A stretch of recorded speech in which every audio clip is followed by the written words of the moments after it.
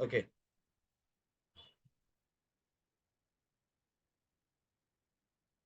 All right. So we are doing the royal review, and we all know, for those who have been, most of us have been very, very regular with it. So we finished the kings in the United Kingdom. That was when Israel was one nation.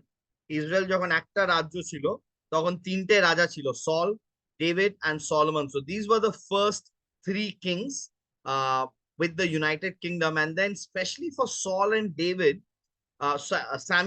Saul and Solomon, we see that they started off quite well, but their ending was not the greatest, which was a very, very sad thing. David's life was a mixed bag, some good, some bad. But in all three of their life, we see that God has been very, very gracious. And today also we will see that. See, a lot of critics criticize that the God of the Old Testament is not a gracious God, that the God of the Old Testament is not a God of grace at all. In fact, the God of the New Testament is a very gracious God. That's what they say. But we know that it is the same God. Old Testament, New Testament is the same God. And God, even in the Old Testament, was very, very gracious. When we looked at David's life, we saw that his life was not perfect. He made blunders, he made mistakes, he murdered, there was adultery in his life, so many things in his life, but yet God calls him a man after God's own heart. That shows that God is a God of grace. It is not what we do, আমরা যা করি সেটা নয়, but it is definitely God who's a God of grace. Okay, so today we are starting the kings in the divided kingdom. So today we will look at Rehoboam, who was the son of Solomon, and then Jeroboam the first. There's another Jeroboam later, Jeroboam the first, who became the first king of northern Israel, and Rehoboam was the first king of southern Judah. Okay, so these are the kings that we will see. There was not any major prophet, that ministered in their days, but there were a few prophets like Ahijah and all who did minister in those days. Okay, let's read. So when we read today, what I want to do is, this is the passage, First Kings chapter 11, 26 to 33. This is the passage that talks about the division. So Solomon was a terrible, terrible ruler, especially at the end of his life, because the wisdom that God gave him, he began to use it for his own selfish needs. He became very self-centered. So he started off well, but at the end of his life was really terrible. A lot of wives, lot of concubines, started idolatry and stuff like that. But this passage will give us a little background, how the kingdom of Israel got divided into north and south. Also, Jeroboam, son of Nebat, rebelled against the king. He was one of Solomon's officials, an Ephraimite from Zeredah, and his mother was a widow named Zeruah. Here is the account of how he rebelled against the king. Solomon had built the terraces and had filled in the gap in the wall of the city of David, his father. Now, Jeroboam was a man of standing. And when Solomon saw how well the young man did his work, he put him in charge of the whole labor force of the tribes of Joseph. About that time, Jeroboam was going out of Jerusalem, and Ahijah, the prophet of Shiloh, met him on the way, wearing a new cloak. The two of them were alone out in the country, and Ahijah took hold of the new cloak he was wearing and tore it into 12 pieces. Then he said to Jeroboam, "Take 10 pieces for yourself, for this is what the Lord, the God of Israel, says. See, I am going to tear the kingdom out of Solomon's hand and give you 10 tribes." So these 10 tribes became the northern kingdom of Israel, and two tribes remained the southern kingdom of Judah. But for the sake of my servant David and the city of Jerusalem, which I have chosen out of all the tribes of Israel, he will have one tribe. I will do this because they have forsaken me and worship Ashtoreth, the goddess of the Sidonians, Chemosh, the god of the Moabites, and Molech, the god of the Ammonites, and have not walked in obedience to me, nor done what is right in my eyes, nor kept my decrees and laws as David, Solomon's father, did. Now, when you look at this, I've marked it with blue. See, starting from, like this study, every king that Israel and Judah had, God would compare them with David, whether the person was like David or not like David. So that's like a formula God uses. So God uses this for the kingdom of Israel, right? They did not keep the decrees and laws as David did. So this becomes a formula going forward. David became like the standard. And again, like I'm saying, David was not a perfect person, right? He was not a perfect man. He had a lot of problems. He made a lot of mistakes, but yet God, as a God of grace, made him like a standard. It was not David's work. It was God's work that happened. Okay. Now, when we look at the division between the north and the southern kingdom, this was the root of the problem. What was the root of the problem? You understand this is very similar to Saul's jealousy of David. Okay. Now, when you look at these passages, okay, till 33, you will recognize that when you read even later, not just 33, but even later when you read, we recognize that especially in verse 40, Solomon tried to kill Jeroboam. Why did Solomon try to kill Jeroboam? Because the prophet came, Ahijah came, and already prophesied. So we need to remember that the prophecy was probably become very popular. Everybody, was talking about it. At least some people were talking about it. And as a result, Solomon became very, very jealous. Okay. So when you look at verse 40, which is not here in our presentation, verse 40 says Solomon tried to kill Jeroboam, but Jeroboam fled to Egypt to Shishak the king and stayed there until Solomon's death. So remember, this Jeroboam was an amazing worker. He did very well, very talented. Solomon was very happy with him, gave him a lot of positions. But then when the prophet announced that Jeroboam would get 10 tribes and then the remaining will stay with Solomon, with David's family, there was jealousy and he tried to kill him. So you recognize it's the root of the problem was very similar to Saul's jealousy of David. See, both Solomon and Saul forgot that it was God's grace that brought them this far. Solomon forgot that the wisdom that he was known for was wisdom that God gave. It was not his own, it was a gift that God gave out of his grace. Okay. And I think that is something that happens when we start any journey with a lot of humility. But later, I think there's a lot of pride and arrogance that comes in. আমরা যখন কোনো যাত্রা শুরু করি, কোনো কাজ শুরু করি, খুব নম্রতাপূর্বক শুরু করি, কিন্তু পরে গিয়ে আমাদের মধ্যে অনেক অহংকার এসে যায় না, সেটাই আমরা দেখতে পারি সলের জীবনে, সেটা আমরা দেখতে পারি সলোমনের জীবনে না। And similar things that we see, that Saul's jealousy of David was similar to Solomon's jealousy of Jeroboam. The next thing you see is the influence of the king upon the nation. See, if the king is serious about his relationship with God, the nation will follow. Solomon was not serious about his relationship with God, right? That is why he was worshiping the Ashtoreth, goddess of the Sidonians, Chemosh, the god of the Moabites, Molech, the god of the Ammonites. So Solomon was worshiping them. Why? Because he had married women from all those nations. He had married women from all those tribes. And as a result, Solomon would worship these gods and deities. And so the whole nation of Israel started falling. So there was a lot of influence of the king upon the nation. And again, going forward, we will see that, if the king was good, feared God, the nation would follow. If the king did evil, the nation would do evil as well. Okay. Now that was the background. Okay. So this is the background, the root of the problem, similar to Saul's jealousy of David and influence of the king upon the nation. Now let's look at what happens. First Kings chapter 12 verses 1 to 7. Rehoboam went to Shechem, for all Israel had gone there to make him king. This is after Solomon's death. Okay, now chapter 12 is after Solomon's death.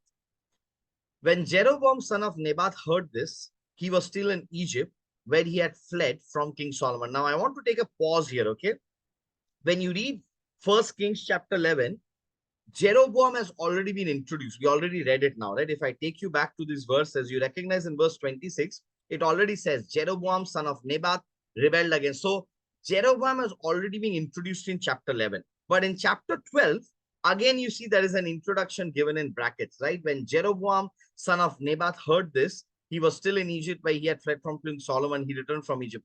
Now, why is there this double introduction? Now, throughout the Bible, a lot of times there are double or triple, even introduction 4 times. Okay.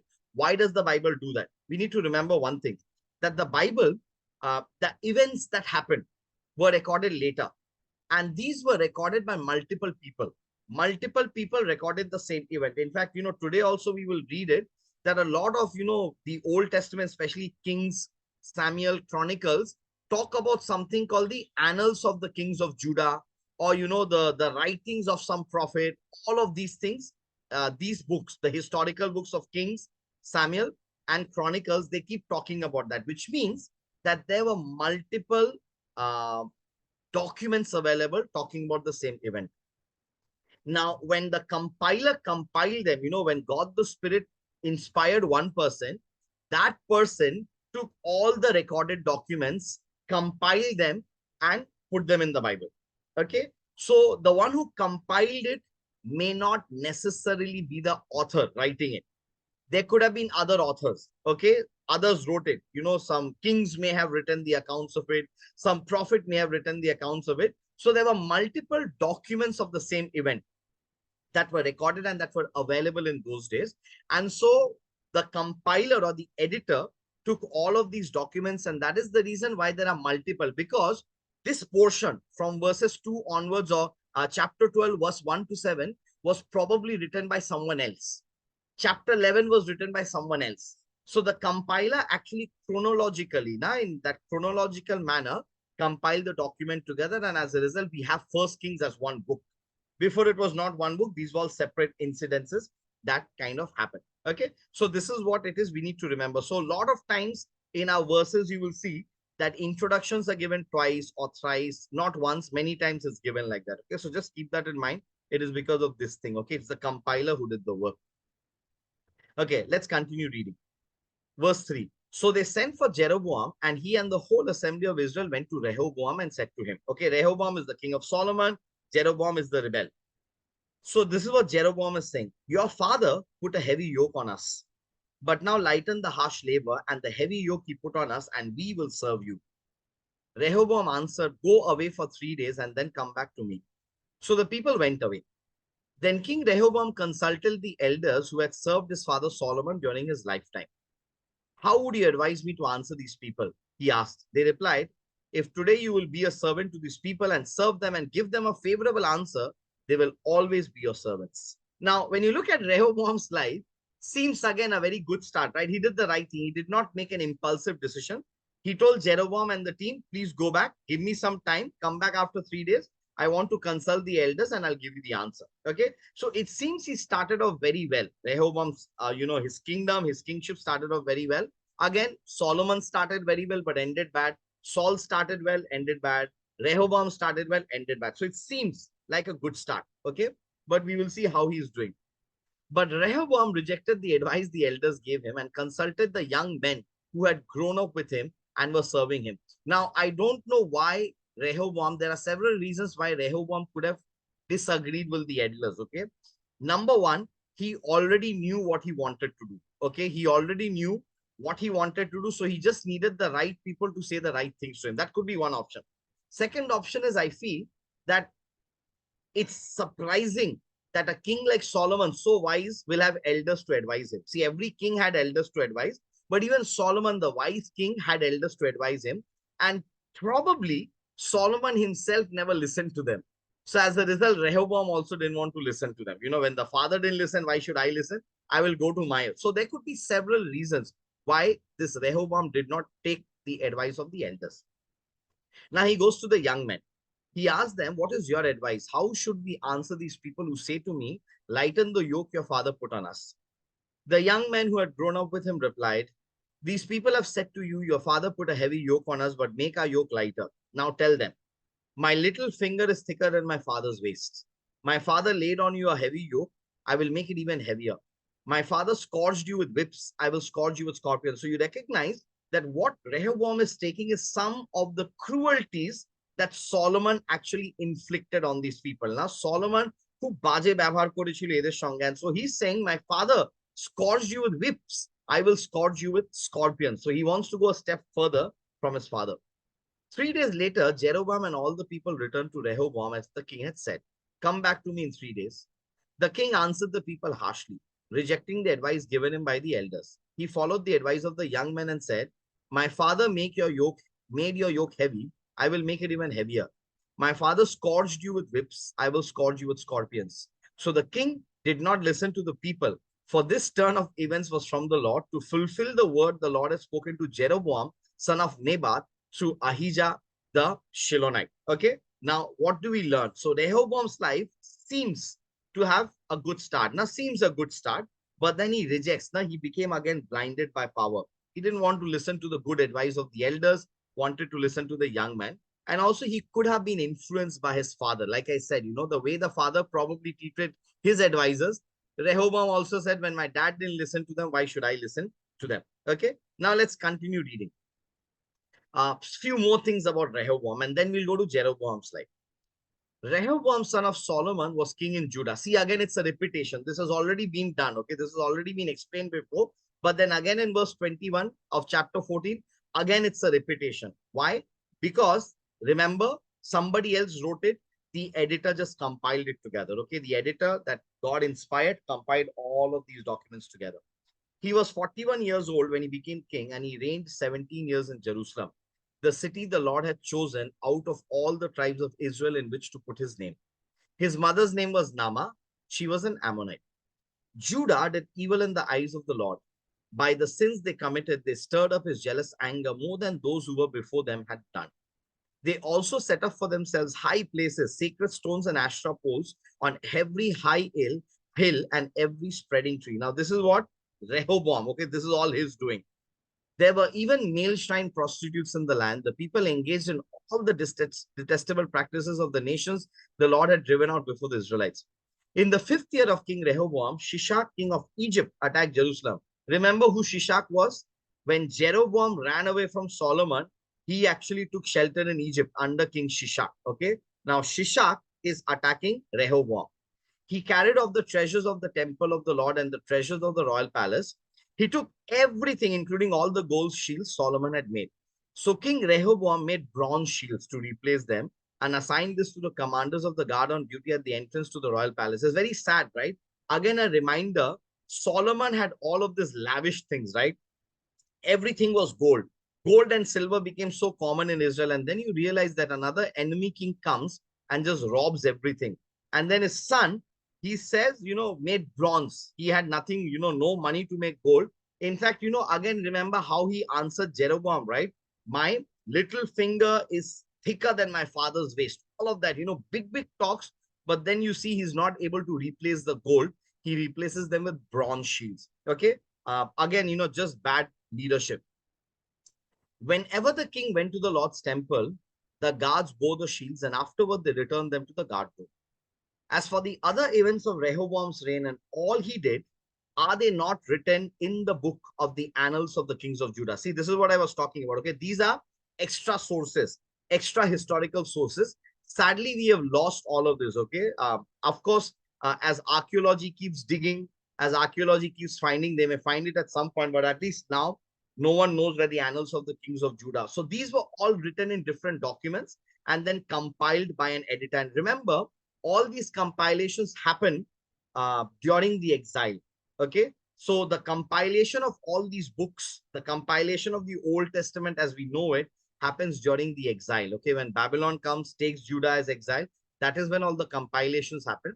But before that, the documents were already written. So the Annals of the Kings of Judah is an important extra historical source for these documents that we see in the Bible. There was continual warfare between Rehoboam and Jeroboam.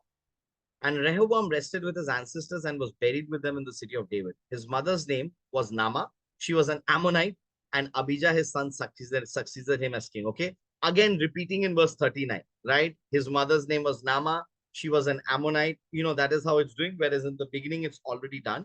And Abijah, his son, succeeded him as king. So when you look at Rehoboam's life, seems a good start, but then blinded by power, influenced by his father Solomon, he did not have David's valor nor Solomon's wisdom, right?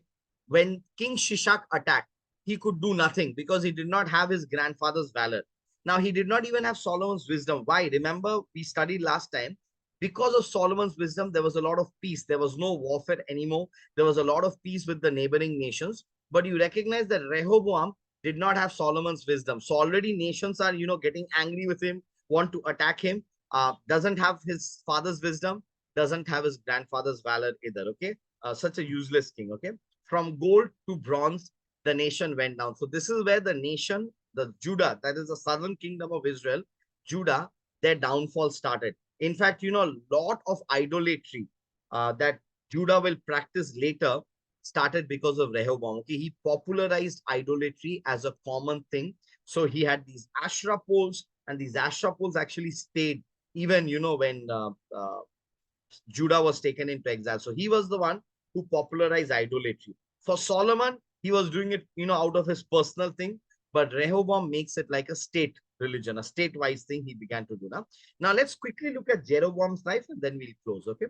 Jeroboam's life again is found in 1 Kings chapter 12, verse 25 to 32, okay? So on one side, we have Rehoboam, who's the king of Judah, terrible king. Now let's see Jeroboam, who was the king of Israel at that point of time. Then Jeroboam fortified Shechem in the hill country of Ephraim and lived there. From there, he went out and built up Peniel. Jeroboam thought to himself, the kingdom will now likely revert to the house of David. If these people go up to offer sacrifices at the temple of the Lord in Jerusalem, they will again give their allegiance to their Lord, Rehoboam, king of Judah. They will kill me and return to King Rehoboam. Again, you see this problem with Jeroboam. Who made him king? It was God who made him king. But now he wants to strategize. He's thinking it was his wisdom, his talent, his popularity. He became king. And so now he wants to be careful so that his people do not go to Jerusalem, that was in the southern kingdom, to offer sacrifices to God and then turn their ways, okay? Change their decision and start following Rehoboam again. So now Jeroboam, again, another foolish king, thinking that it was his talents and, his ability that made him king. Verse 28, after seeking advice, the king made 2 golden calves. Again, golden calves. Remember Moses, when the Israelites came out, the Exodus out of Egypt, Aaron made golden calves as well. And now again, you see the king here, Jeroboam makes 2 golden calves. He said to the people, it is too much for you to go up to Jerusalem. Here are your gods, Israel, who brought you up out of Egypt. One he set up in Bethel and the other in Dan. And this thing became a sin. The people came to worship the one at Bethel and went as far as Dan to worship the other. Jeroboam built shrines on high places and appointed priests from all sorts of people, even though they were not Levites. He instituted a festival on the 15th day of the 8th month, like the festival held in Judah, and offered sacrifices on the altar. This he did in Bethel, sacrificing to the calves he had made, and at Bethel he also installed priests at the high places he had made. On the 15th day of the 8th month, a month of his own choosing, he offered sacrifices on the altar he had built at Bethel. So he instituted the festival for the Israelites and went up to the altar to make offerings. Now this Jeroboam, again, he's in another level, okay? And I think because of this guy, Israel did not have even one good king. All of them were evil, okay, because of Jeroboam. Rehoboam's time in Judah, there were at least some good kings, but after Jeroboam, there were no good kings in Israel at all, okay? Forgot that God made him king. Second thing, became very selfish, so he began to do things that would ensure that he remained king. Rejected God's laws and defiled the faith. See, the king was never supposed to offer sacrifices, but here you see 33, he went up to the altar to make offerings. He appointed priests who were not even Levites. So you recognize that here is Jeroboam, who just rejected God's laws and defiled the faith. Things that God said don't do, but he just went ahead and did it. He chose, his month when to offer sacrifices. He became like the priest and the king, which was not the case. This is not how God wanted. There was always a division, separation between the priest, the king, and the prophet. These were 3 offices that would rule the people of God. Okay, there would be checks and balances. But now here is Jeroboam who wants everything for himself. One person having all of these things, no checks and balances. In fact, God's only plan was there would be only one person who would be prophet, priest, and king. That was Jesus Christ. But Jeroboam wants it for himself. He set the path for Israel's rebellion. Some of the things that Jeroboam did, it actually set the path. Israel never came back to God because of what Jeroboam did. Okay. Now, one of the things before, I give the time back to Shubhankar, why golden calves? Okay. So as I was preparing, this is the question that I began to ask myself. When the Exodus happened, the people of Israel came out of Egypt, Aaron made a golden calf. Now, again here, Jeroboam is making golden calves. What is this thing about golden calves? Okay, now there are a few things that we need to remember. Again, remember, these are theories. There is no way of knowing them for sure, but it makes sense, okay? Why golden calves? The first reason, it was a common image in ancient temples. So when you look at Egyptian temples, you look at, the other temples in the ancient world, calves were very common in those places. Okay, in the temple, there would be a lot of image of golden calves. Why would there be image of golden calves? Because it was believed that the gods would sit on calves. You know, in India, we have this Vahan, na, where every god, every goddess has something that they travel with, right? So even this is not something that is just unique to Hinduism. This is something that was there even in ancient times. Okay, so God would sit on calves and travel. That was their Vahan. Okay, so when they made golden calves, it was not meant when, you know, especially when Aaron made the golden calf, it was not meant to be a god. It was meant to be the calf on whom the God of the Israelites would come and sit, because it was so common in those days that, you know, they did not even give too much of thought to it. It was a very common image. The second thing, the calves, they were a symbol of a meeting point between divine and earthly. Any sacrifice, calves would be sacrificed. Okay, so it was believed that the calves are a meeting point between divine and earth. Okay, between heaven and earth, they are a meeting point. And as a result, when the golden calves were made, it was almost saying that now heaven and earth will become one. God will come and sit on the calves, and now heaven and earth, you know, there'll be a meeting point. And that is the reason why a lot of times there's this mention of the golden calves in Israelite history. Both Aaron did and then Jeroboam did, because these were some of the possible reasons why golden calves were chosen and nothing else was chosen. Common image in the ancient temples, gods would sit on calves and travel. That was their Vahan, and the symbol of a meeting point between divine and earthly. So it was not just random, they said, let's make calves. It was not just randomly, Aaron said, make a calf, or Jeroboam said, make calves. You know, there was always a reason why they actually wanted to make calves. And this is the reason why Jeroboam made the golden calves, that Yahweh now will no longer go to Jerusalem. Yahweh will come and sit here. Yahweh will be here in northern Israel. And it became a meeting point between the divine and the earthly. And that's the reason why here and in several other passages we see that the golden calves were there. But obviously, we know that God always took it as a symbol of rebellion. And that is what happened with the northern kingdom. They just went down. From here, it was all going downward and downward and downward. Okay. So with this, we'll end today's series, and I'll give the time over to Shubhankar to just facilitate the discussion.